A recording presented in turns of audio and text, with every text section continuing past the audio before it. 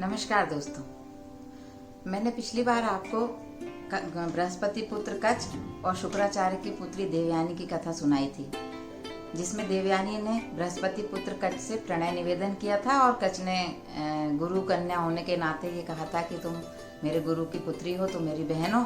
उसने उसका प्रणय निवेदन अस्वीकार कर दिया था और कच्छ ने उसको ये भी कहा था कि अब तुम्हारा किसी भी ब्राह्मण कुमार से तुम्हारा विवाह नहीं हो सकेगा। इसके साथ साथ मैंने राजा ययाति के बारे में भी आपको बताया था। और शुक्राचार्य जो थे असुर राज वृषपर्वा के राज्य में उस समय रहा करते थे, उन्हीं के वो राजगुरु थे, सारे असुरों के गुरु थे। उस समय असुर राज वृषपर्वा असुरों पर शासन करते थे। उसी के साथ साथ एक राज्य में राजा ययाति का भी शासन था। असुर राज वृषपर्वा की एक कन्या थी जिसका नाम था शर्मिष्ठा। वो देवयानी की हम उम्र थी, तो दोनों एक दूसरे की सखियां भी थीं, साथ में खेलती थी, साथ में पढ़ती थी। तो एक दिन क्या हुआ कि देवयानी और शर्मिष्ठा दोनों वन विहार के लिए जंगल गईं और सखियां भी साथ में थी, दासियां भी साथ में थी। वहां पे बढ़िया एक सुंदर सा सरोवर देख के सब उसमें तैरने लगी, स्नान करने लगी।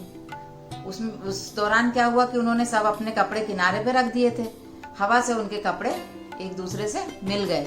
कहीं कहीं ऐसा भी उल्लेख है कि इंद्र ने सकारण उनके कपड़े एक दूसरे से मिला दिए योजना पूर्वक, लेकिन हम ये मानते हैं कि वायु से उनके कपड़े एक दूसरे से मिल गए। तो शर्मिष्ठा जैसे स्नान करके निकली तो जहाँ उसके वस्त्र रखे हुए थे वहां से उसने वस्त्र उठाए और पहन लिए। वो देवयानी के वस्त्र थे। जैसे ही देवयानी ने उसको अपने वस्त्र पहने देखा तो वो क्रोधित हो गई और कहने लगी कि तुम असुर कन्या हो, तुमने मेरे वस्त्र कैसे पहन लिए, मैं ब्राह्मण कन्या हूँ और तुम्हारे पिता मेरे पिता के शिष्य हैं और तुम भी मेरी इस नाते चेली हो, तुमने मेरे कपड़े कैसे पहन लिए, तुम क्या ब्राह्मण बनना चाहती हो, तुम क्या गुरु बनना चाहती हो। तो शर्मिष्ठा को गुस्सा आ गया, वो भी राजकन्या थी। उसने कहा कि मैंने जान करके तुम्हारे कपड़े नहीं पहने थे हालांकि, लेकिन तुम अपने आप को इतना बड़ा क्यों बता रही हो। तुम्हारे पिता तो हमारे पिता के अन्न पल पलते हैं, वो हमारे राज्य में रहते हैं, वो उनका आश्रम हमारे खर्चे से चलता है, ऐसा वैसा। तो इस प्रकार से दोनों में लड़ाई हो गई। तो अब छोटी सी बात थी, लड़ने की कोई बात नहीं थी, पर लड़ाई हो गई। तो शर्मिष्ठा ने उसको एक कुएं में धक्का दे दिया देवयानी को। कुआं सूखा था, पानी नहीं था उसमें, लेकिन गहरा तो था ही। और उसको धक्का दे करके वो अपनी सखियों के साथ, अपनी दासियों के साथ राजभवन में वापस लौट आई। अब इधर शाम हो गई, देवयानी कुएं में पड़ी रही, सहायता के लिए चिल्लाती रही। उधर राजा ययाति उसी जंगल में शिकार के लिए आए हुए थे, तो उनको प्यास लग गई। तो प्यास लगी तो कुआं दिखा, तो वो जल के लिए कुएं के पास आए। तो झांका कुएं में, देखा कुआं तो सूखा है, लेकिन एक कन्या वहां पर सहायता के लिए चिल्ला रही है। तो उन्होंने कहा कि अरे आप कौन है। तो उन्होंने कहा कि ये सब, देवयानी ने कहा कि ये सब छोड़िए, सबसे पहले अपना दायां हाथ आगे कीजिए और मुझे यहाँ से निकालिए। आप अच्छे पुरुष दिखाई देते हैं, राजपुरुष दिखाई देते हैं, तो राजपुरुषों का कर्तव्य है कि स्त्रियों की रक्षा करें, उनकी सहायता करें, विपत्ति में पड़ी हुई हो तो उनको मदद करें। तो राजा ने कहा कि हाँ बिल्कुल अवश्य। उन्होंने अपना दायां हाथ आगे बढ़ाया, देवयानी ने अपना बायां हाथ आगे बढ़ाया और इस प्रकार से राजा ने उसको कुएं से निकाल लिया। फिर राजा ने जब, चूंकि उसने अपना परिचय दिया नहीं था, राजा ने भी उससे परिचय पूछना उचित नहीं समझा और राजा ने लेकिन अपना परिचय दिया कि मैं राजा ययाति हूँ। तो देवयानी ने कहा कि आपका बहुत बहुत धन्यवाद कि आपने मेरे को यहाँ से निकाला विपत्ति से, शीघ्र ही पुनः मुलाकात होगी, ऐसा कह करके वो अपने आश्रम को चली गई। आश्रम को तो गई नहीं, नगर के बाहर बैठ गई। नगर के बाहर बैठ के अपनी दासी से उसने अपने पिता शुक्राचार्य को संदेश भिजवाया कि पिताजी अब मैं वृषपर्वा के राज्य में प्रवेश नहीं कर सकती, आश्रम में नहीं आऊंगी। तो शुक्राचार्य, मैंने आपको पहले ही बताया था कि शुक्राचार्य अपनी पुत्री से बहुत ज्यादा स्नेह करते थे, बहुत लाड प्यार में वो बिगड़ी हुई थी। तो शुक्राचार्य दौड़ते हुए आए। उन्होंने कहा कि अरे क्या हो गया भाई, क्यों नहीं आओगी आश्रम में, क्यों वृषपर्वा के राज्य में नहीं जाओगी। तो उसने कहा कि देखो मेरे को शर्मिष्ठा ने कुएं में ढकेल दिया था। तो शुक्राचार्य ज्ञानी थे, उन्होंने कहा जरूर कोई ना कोई ऐसी बात हुई होगी जिसके चलते शर्मिष्ठा ने तुमको कुएं में ढकेला होगा, तुमने उससे कुछ कहा होगा। तो देवयानी ने चतुरता पूर्वक ये कहा कि मैंने उससे अगर कुछ भी गलत कहा होगा तो मैं उसके लिए क्षमा मांग लूंगी, लेकिन आप तो ये बताओ कि क्या आप राजा वृषपर्वा के भाट हो, उसके चारण हो, उनके अन्न पर पलने वाले ब्राह्मण हो, भिक्षा पाते हो उनसे। तो शुक्राचार्य को स्वाभाविक था कि ऐसी सब बातें सुन के क्रोध आएगा और आ गया। जैसे ही उनको क्रोध आया, उन्होंने कहा कि नहीं, मैं ऐसा उसके अन्न पे पलने वाला ब्राह्मण नहीं हूँ। मैं तीनों लोकों में प्रतिष्ठित शुक्राचार्य हूँ। सब मेरी शक्तियों को जानते हैं। मैं मृत संजीवनी विद्या जानता हूँ, मैं अन्य कई विद्याएं जानता हूँ। सारे देवता, सारे असुर, सारे मनुष्य सब मेरा सम्मान करते हैं। वृषपर्वा किस खेत की मूली है? वृषपर्वा ने ऐसा कैसे बोल दिया? तो बस उनको गुस्सा आ गई, और देवयानी यही चाहती थी कि उनको गुस्सा आ जाए। तो उन्होंने कहा कि अब मैं अभी इसी समय वृषपर्वा के राज्य को त्याग के हम लोग कहीं चले जाते हैं। भाई खबर फैल गई, राजा दौड़े दौड़े आए, गुरुजी के चरण पकड़ लिए कि गुरुजी क्या गलती हो गई, माफ कीजिए, आप हमको छोड़ के चले जाएंगे तो हम लोग तो कहीं के नहीं रहेंगे, असुरों के पास कुछ बचेगा ही नहीं, आप ऐसा क्या हमसे गलती हो गई? तो उन्होंने कहा कि मेरी पुत्री देवयानी का जो अपमान हुआ है आप उसी से पूछो, अगर वो कह देगी तो हम आपके राज्य में रुक जाएंगे। राजा ने कहा, देवयानी के पैर पकड़े, देवयानी के सामने हाथ जोड़ के निवेदन किया कि गुरुपुत्री, आप जो भी कहेंगी वो मैं करूंगा, आप मुझे क्षमा कर दें और हमारा राज्य छोड़ के ना जाएं।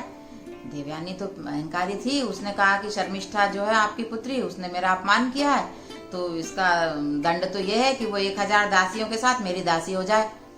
तो राजा को एक पल के लिए तो खराब लगा, लेकिन उन्होंने शर्मिष्ठा के पास खबर भिजवाई कि पुत्री, अब अपने राज्य पर संकट आ गया है और अपने कुल की भलाई के लिए अगर तुम ऐसा त्याग कर देती हो तो मैं तुम्हारा आभारी रहूंगा।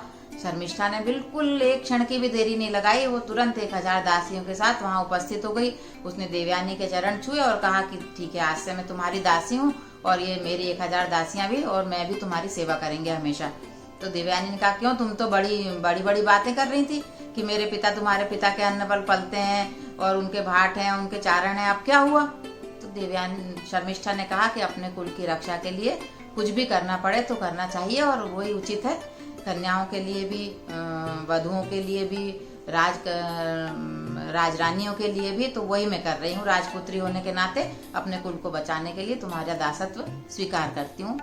आश्रम में वो दोनों वहां पर रहने लगी। देवयानी आ गई वापस आश्रम, शुक्राचार्य भी आश्रम आ गए और शर्मिष्ठा 1000 दासियों के साथ आश्रम में उसकी सेवा करने लगी। अब एक दिन ये लोग सब वन विहार के लिए जंगल में गए थे, तो वन विहार कर रहे थे। देवयानी और शर्मिष्ठा बैठी हुई थी। शर्मिष्ठा फूलों की माला गूंथ रही थी और दासियां इधर उधर कुछ कुछ कर रही थी। उतने में फिर राजा ययाति भटकते हुए वहां आ पहुंचे। उनको प्यास लगी थी, तो उन्होंने देखा कि 2 देवियां बैठी हुई हैं, उनके साथ ढेर सारी दासियां भी हैं। तो उन्होंने कहा कि हे देवियों, आप दोनों कौन हैं? और मैं राजा ययाति हूँ और प्यास से व्यथित होकर यहाँ पे आया हूँ, मुझे क्या थोड़ा जल मिलेगा? तो देवयानी ने कहा कि मैं हूँ शुक्राचार्य की पुत्री देवयानी और ये हैं असुरराज वृषपर्वा की पुत्री शर्मिष्ठा, जो कि मेरी दासी है। ऐसा उसने स्पष्ट रूप से कहा कि ये मेरी दासी है और 1000 दासियों के साथ मेरी सेवा करती है।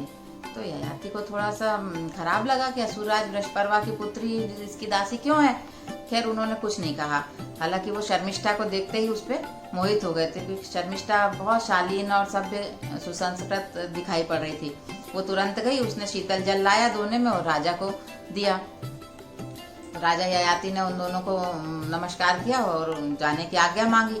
तो देवयानी ने कहा कि नहीं नहीं राजन, आप जा नहीं सकते। आपने मेरा हाथ पकड़ा था बायां और मुझे कुएं से निकाला था, मैं वही देवयानी हूँ और मैंने किसी अन्य पुरुष ने मेरा अभी तक हाथ नहीं पकड़ा है। चूंकि आपने मेरा हाथ पकड़ा था तो अब आपको मुझे पत्नी रूप में स्वीकार करना पड़ेगा। मैं आपको पसंद भी करती हूँ।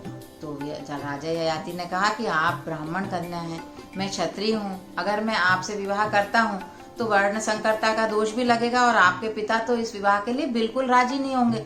तो देवयानी ने कहा कि नहीं, पिताजी को मैं मना लूंगी। तो राजा ययाति ने कुछ नहीं कहा। भाई शुक्राचार्य से और उनकी पुत्री से कोई भी दुश्मनी मोल लेना चाहता था। ययाति ने कुछ नहीं कहा। दोनों मिलकर के आश्रम में गए शुक्राचार्य के पास। देवयानी ने कहा कि पिताजी, ये राजा ययाति हैं जिनको मैं बहुत पसंद करती हूँ और इन्होंने मेरी कुएं से निकाल के प्राण रक्षा की थी। प्राण रक्षा करने के कारण ही मैंने इनको अपना पति मान लिया था और अब आप मेरा विवाह इनके साथ करवा दीजिए। तो शुक्राचार्य ने कहा कि ठीक है, अगर मेरी पुत्री आपको पसंद करती है तो विवाह में कोई आपत्ति नहीं है मुझे। राजा ने कहा कि आप मुझे ये वर्ण संकरता के दोष से मुक्त कर दीजिए। तो शुक्राचार्य ने कहा कि कोई बात नहीं है, मैं तुम्हारे को इस दोष से मुक्त करता हूँ। तुम मेरी पुत्री से विवाह करो, आनंद पूर्वक रहो, संतान उत्पन्न करो और ये शर्मिष्ठा जो है ये भी दासियों समेत आपके यहाँ जाएगी, आपके राज्य में रहेगी। इसको भी उचित आदर सत्कार देना, लेकिन कभी उसको अपनी पत्नी मत बनाना। तो उन्होंने कहा कि ठीक है। ऐसा कह करके देवयानी का हाथ उनके हाथ में देकर ययाति के, और फिर शुक्राचार्य ने विधि पूर्वक उसका विवाह ययाति के साथ कर दिया। अब ययाति का विवाह हो गया देवयानी के साथ, और वो अपनी राजधानी लौट गए। उसके साथ लौट गई उनके साथ गई शर्मिष्ठा भी गई, और 1000 दासियां भी गईं। देवयानी को तो ययाति ने राजभवन में रख दिया, स्वाभाविक था, भाई पटरानी थी। और उसके साथ साथ फिर शर्मिष्ठा के लिए दूर बगीचे में एक महल बनाया गया था जहां वो रहती थी, और उसकी दासियां भी उसी के साथ में रहती थी। समय समय पर आकर राजमहल में देवयानी की सेवा पूजा करती रहती थी। इस प्रकार ये राजा ययाति का देवयानी से विवाह हुआ। ये वही राजा ययाति हैं दोस्तों, जिनसे ये पुरुवंश यदुवंश आगे बढ़ा है। इसकी कहानी मैं आपको अगली बार बताऊंगी, पर मैंने जैसा कि आपको कहा था कि मैं मॉरल ऑफ द स्टोरी भी बताऊंगी इस बार से, तो इस कहानी का मॉरल में बताती हूँ आपको। इस कहानी से हमको क्या शिक्षा मिलती है। सबसे पहली बात कि अगर देवयानी वस्त्रों के बदलने पर इतना बखेड़ा खड़ा नहीं करती तो ये सब कांड नहीं होता। हम छोटी छोटी बातों को कई बार बहुत ज़्यादा महत्व दे देते हैं, बहुत ज़्यादा तूल दे देते हैं, और वो बढ़ते बढ़ते बहुत बड़ी हो जाती हैं। हमारे जीवन में कई बार ऐसी बातें होती हैं जिनको हम अगर पीछे पलट के देखेंगे तो हमको लगे, अरे इतनी सी बात पे हमने इतना बड़ा बखेड़ा खड़ा किया, अरे इतनी सी बात पे मैं नाराज हो गया, अरे इतनी सी बात पे मैंने ऐसी ऐसी कटु बातें किसी को बोल दी। तो इस बात का ध्यान रखना चाहिए। देवयानी और शर्मिष्ठा मित्र थी, उनको इतना देवयानी को इतना नाराज नहीं होना चाहिए था। अगर उसके कपड़े पहन लिए थे तो स्वाभाविक रूप से बता सकती थी कि अरे तुमने मेरे कपड़े क्यों पहन लिए भाई, मिल गए हैं शायद, अच्छी लग रही हो या खराब लग रहा है, बात खत्म हो जाती। दूसरी गलती शर्मिष्ठा की थी, उसको क्रोध में आके कुएं में उसको धक्का नहीं देना चाहिए था। इतना झगड़ा बढ़ाना नहीं चाहिए था कि मरने मारने पे बात आ जाए। उसने क्रोध में आके उसको कुएं में धक्का दे दिया, वो भी बहुत बड़ी गलत बात थी। अब तीसरी बात है शुक्राचार्य की। हमको अपनी संतान की हर बात आंख मूंद के नहीं मान लेनी चाहिए, और उनकी गलतियों पे पर्दा बिल्कुल नहीं डालना चाहिए। शुक्राचार्य ने जरा भी ये जानने की कोशिश नहीं की कि घटनाक्रम क्या हुआ था, क्यों शर्मिष्ठा ने ऐसा बोला, देवयानी ने क्या किया। उन्होंने देवयानी ने जो कहा, जो सुनाया, वो समझ लिया कि शर्मिष्ठा ने अपमान किया है, उसका भी और उनका भी, और तुरंत इतनी बड़ी घटना हो गई, इतनी बड़ी बात हो गई। वृषपर्वा को अपनी पुत्री को दासी बनाना पड़ गया। तो इस प्रकार क्या है कि बिना सोचे विचारे, कहते हैं ना, बिना विचारे जो करे सो पीछे पछताए, काम बिगाड़े आपनो और जग में होत हंसाए। इसलिए हमको कभी छोटी छोटी बातों को तूल नहीं देना चाहिए, बिना विचार किए कुछ बोलना नहीं चाहिए। बोलने से पहले 100 बार सोचना चाहिए। कई बार हम क्रोध में बहुत कटु बातें, बहुत अनर्गल बातें बोल जाते हैं जिनका कोई अर्थ नहीं होता, लेकिन वो सामने वाले व्यक्ति के हृदय पे बहुत बुरा असर करती हैं और उसके हृदय में हमेशा के लिए घर कर जाती हैं। नमस्कार। कच और देवयानी की कथा सुनाई, ययाति और देवयानी के विवाह की कथा सुनाई। अब आगे मैं पुरुवंश कैसे बढ़ा इसकी कथा आपको अगली बार सुनाऊंगी। तब तक के लिए नमस्कार।